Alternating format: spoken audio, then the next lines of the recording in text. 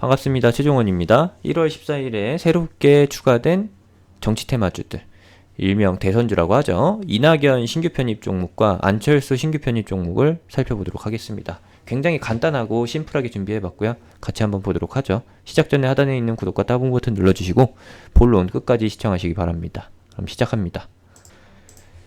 오늘 상한가를 기록한 덕신하우징, 그리고 상한가는 못 미쳤지만 20%대 급등 마감한 가스텔 바작이 있습니다. 요거는 바로 이낙연 테마죠. 오늘 시장에서 조국 이슈가 한번 따라줬었고, 조국의 정계복귀, 처벌 선처 이런 쪽으로 방향이 잡혔었던 거고, 그러면서 삼부산업 이 종목이 한번 크게 올라왔죠. 근데 워낙에 영향 받은 거 없이 하락만 크게 진행됐었던 거기 때문에 좀 아쉽습니다. 여기가 이제 임명 단계 요거였죠. 화천기계 같은 경우에는 임명 단계에서 크게 상승하고, 그리고 나서 기술적 반등이 나왔다가 사퇴와 함께 흘러내렸었습니다. 오늘 기술적 반등이에요. 기술적 반등. 그리고 덕산하우징이 상한가를 기록했는데 이것이 이제 이낙연 신규 테마인 거고, GSE 같은 경우에는 안철수 신규 테마로 해서 상한가를 갔다. GSE에 있는 인물이 안철수 연구소 출신이라고 해서 실제로 인맥인 건 맞지만 주가 상승과는 연관이 없다라고 발표를 했어요. 근데 회사가 아무리 아니라고 해도 그게 말이 되나요? 이미 시장에서 그렇게 인식을 해버렸는데. 여기 뉴스가 나와 있는데요. 여기 있네요. GSE 가스 가격 상승, 안철수와 관련 없어. 최근에 이란 이슈를 통해서 움직였었던 부분과 그리고 안철수 이 두 가지로 주목을 받았었는데, 첫 번째는 무엇이죠? 바로 이란 이슈. 그리고 두 번째는 안철수. 이렇게 해서 신규 편입으로 진행이 되게 된다. 그러면 어떻게 되느냐? 기존에 있었던 안철수 테마 대장 중에서 어떤 것이 하나 쑥 죽어버리면서 빠져버리게 되고, 그리고서 GSE가 그 빈틈을 공략하게 될 것이다 라고 보시면 돼요. 그리고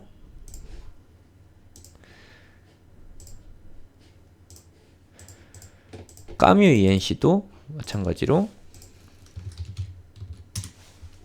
안철수 관련주입니다. 과거에 안철수의 그 싱크탱크라고 하죠. 선거 기간에 안철수의 활동을 보조해주는 비영리 단체인데, 아쉽게도 2018년도 6월에 있었던 뭐예요? 지방선거에서 서울시장 선거에서 패배하게 되면서 이때 같이 해산이 돼버렸다. 그 당시에 그 전 대선과 그리고 지방선거에서 협조를 했었던 이 업체라고 하면 좀 그렇네요. 정책 네트워크 네일이라는 곳에 누가 있었느냐? 누구예요? 퓨학길 서울대 명誉교수. 이분이 상임대표를 맡았었고, 이분이 지금 현재 까뮤 ENC에 있습니다. 임원진 명단에 포함이 되어 있어서 까뮤 ENC가 다시 한번 주목을 받게 된 거죠. 그래서 오늘 GSE만큼 상한가는 아니지만 시세가 나왔다라는 거. 5천만이 넘는 거래량이 터져주면서 다음 흐름에 대한 가능성을 보였습니다. 이 다음이라고 하면은 당연히 전고점 돌파가 포인트가 되겠죠. 최근에 액면 분할도 충분히 진행됐고, 시가총액도 가볍고, 종목이 움직이는 패턴 역시도 대선주와 일맥상통하다라는 거. 최근 안철수 테마주의 흐름과는 조금 다르지만 충분히 새롭게 올라서기에는 손색이 없다라는 걸로 결론을 지어보도록 하겠습니다. 마지막으로 가스텔 바작과 덕신하우징 다시 한번 볼게요. 덕신하우징 같은 경우에는 요 기업 인사가 이낙연과 인문으로 등재되어 있는 사람이 이낙연과 같은 시대를 살았습니다. 누군지 한번 보도록 하죠. 이분입니다. 네임에 김용민이라고 검색을 하면은 시사평론가로 나오는 이분 말고요. 아래 대학 교수로 분류되어 있는 이분입니다. 이분이 현재 표면상으로 보이는 경력에는 없는데 인물정보 더보기로 가시게 되면은 김대중 정권에서부터 청와대 쪽에 몸담고 계신 국가 공직자로 몸담고 계셨던 분이에요. 대통령 비서실, 법무비서실 행정관 2000년대 1998년대라고 하면은 김대중 대통령 때, 그리고 그 다음에는 2007년도에 대통령 비서실 경제보좌관으로 옵니다. 2007년도라고 하면은 노무현 정권 말기죠. 이 당시에 이낙연은 어디에 있었느냐? 이낙연 전 총리 같은 경우에는 동아일보에 2000년대까지 있다가 여기서 2000년도에 바로 16대 국회의원으로 출마해서 됩니다. 새천년 민주당이었어요. 그때 이름은. 그리고 나서 김대중 정권과는 연결고리가 좀 적다라고 하지만 그 다음에 2001년도부터 민주당에서 활동하게 되면서 노무현 정권과 연결고리를 만들게 됩니다. 2002년에는 노무현 정권 이제 대변인으로 활동하면서 움직이다가 그 다음에 어떻게 되느냐, 계속해서 국회의원을 이어가게 되죠. 17대 국회의원에서도 당선이 됐고요. 당시는 민주당, 그리고 중간에 민주당이 중도통합민주당으로 이름을 바뀌면서 이력서가 한 줄이 늘어났고, 또 한 번 대통합민주신당으로 이름이 바뀌면서 이력서에 한 줄이 늘어갑니다.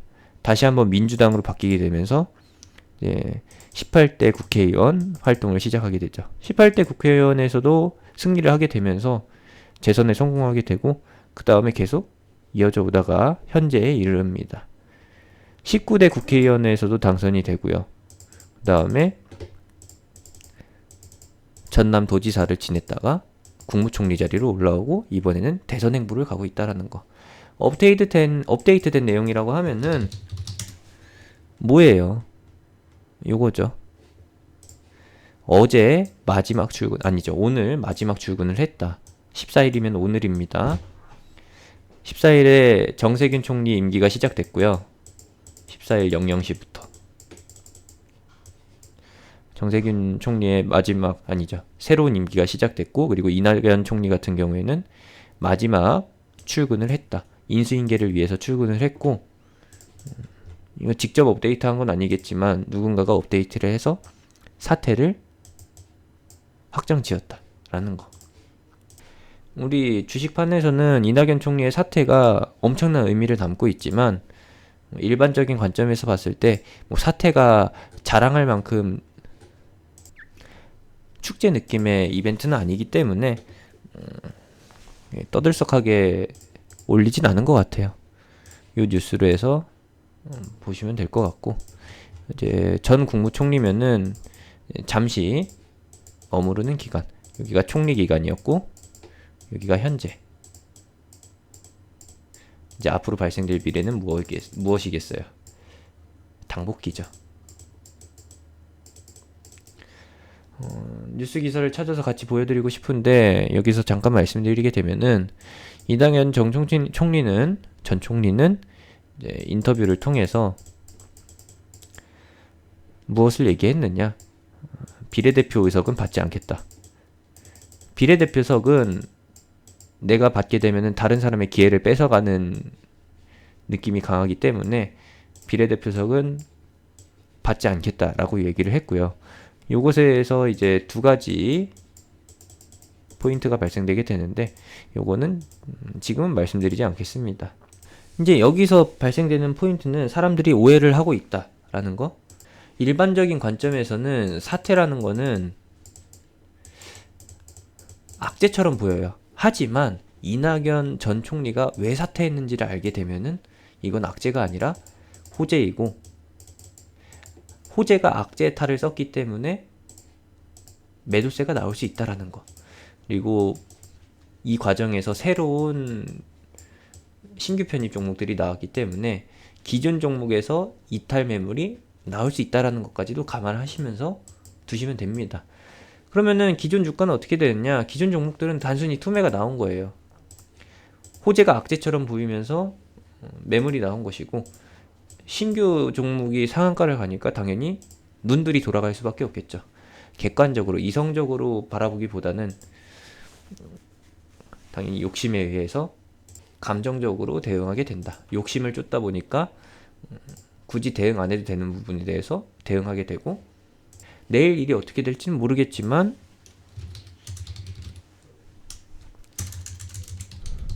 분명히 포인트를 잘못 잡게 되면은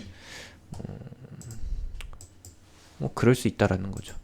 까미 ESC 같은 경우가 시간 내에서 더 상승했고요. GN테크 같은 경우에도 오늘 갭상승 이후에 음봉으로 마감됐지만 다시 한번 시간 내에서 회복해주는 모습 보이고, 삼분전자 같은 경우에는 아니고요. 뭐가 있나요? 더 이상 보이는 이낙연 관련주는 없습니다. 시간 내에서 서원, 가스텔바자, 그리고 우원개발, 국영지에nem까지가 하락세로 마감을 했고, 안철수 같은 경우에는 써니전자가 하락 마감했습니다. 이 정도까지만 체크해 두시면 되겠습니다. 끝이 아니라 새로운 시작이라는 것으로 마무리 멘트 남기고요. 아직까지 공략할 포인트는 충분히 남아있다라는 거. 그것은 무엇이 대변해 주느냐? 우리의 국영지에nem. 오늘 이렇게 하락했어도 수익률이 55%를 이탈하지 않았다라는 겁니다. 시대가 많이 변하고 있는데 잘 맞춰가시기를 바라고요. 이렇게 영상으로 남겨드리면은 스스로 잡으실 수 있는 분들도 계실 거고, 좀 판단이 안 서시는 분들도 계실 겁니다. 제가 도와드릴 수 있는 분들은 판단이 안 서시는 분들이에요.